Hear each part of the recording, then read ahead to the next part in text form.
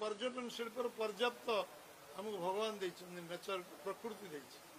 एवं यार विनियोग करने आम आम बजेट रु प्रावधान करूँ जो मैंने इन्वेस्टमेंट करेंगे जोगाजोग से भी करेंगे एवं ये आम एवं सबुठ बेसी कर्मसंस्थान मिल पर्यटन शिल्प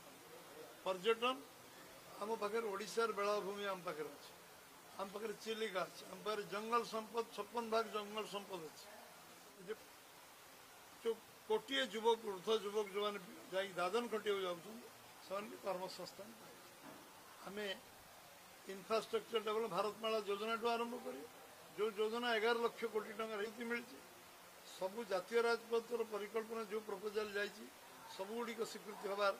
लगी फास्ट फेज 4टी पुणी अन्य फेज हम जो नेशनल हाईवे एवं भारतमाला प्रोजेक्ट सारा ओडिशार इनफ्रास्ट्रक्चर डेवलप ओडिशा सब बेनिफिटेड आम जिला मान भारतमाला योजना चलती एवं रेल प्रोजेक्ट को प्राधान्य गुरुत्व दिखाई 10,000 कोटी बजेट प्रावधान केन्द्र सरकार धन्यवाद दूँ कोस्टाल हाईवे निर्माण स्वीकृत एवं आम 75,000 किलोमीटर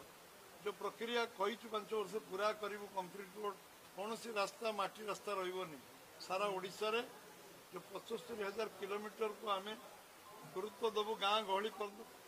आज कौन सी काम शिक्षा स्वास्थ्य सबुठ बेसी अधिक गुरुत्व देवाई बजेट संविधान एवं शिक्षा कौन सी स्कूल लेबोरेटरी अभाव रही शिक्षक अभाव रही कॉलेज फैकल्टी अभाव रही कंक्रीट रोड ताकू से पाहाच आरंभ यही जो प्रक्रिया आरंभ हवा ये जगन्नाथ 22 पाहाच प्रथम पाहाच ये बजेट आरंभ आम पूर्णांग करूँ पर्यायक्रम पूर्णांग हम एवं या पर्याप्त टंका जहाँ लगे शिक्षा को शिक्षार मेरु हूँ आम समाज मेरुदंड आम ओडिशा शिक्षार बहुत आगे थी पुणी पुनर्बार से स्थिति को ओडिशा आने पड़ो अटल बिहारी वाजपेयी मोदी नहीं राज्य सरकार लिखिकी दबा आवश्यकता लिखिकी दौन थे मेडिकल कॉलेज टेक्निकल एजुकेशन ये करके आम ओडिशा को आम सब दृष्टि आगे को नवा ओडिशा धनी ओडिशार लोक भी धनी है से ओडिशा एवं स्वास्थ्य व्यवस्था को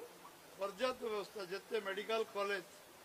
जी प्राइवेट मेडिकल एप्लाई करो ओडिशा सरकार अनुमति एनओसी देते केंद्र सरकार राजी होती प्रति जिला जिले में गोटे गोटे मेडिकल कॉलेज कर निष्पत्ति नीतिगत भाव में ओडिशा धनी ओडिशा लोक गरीब ये स्लोगान ये हूँ तार आरंभ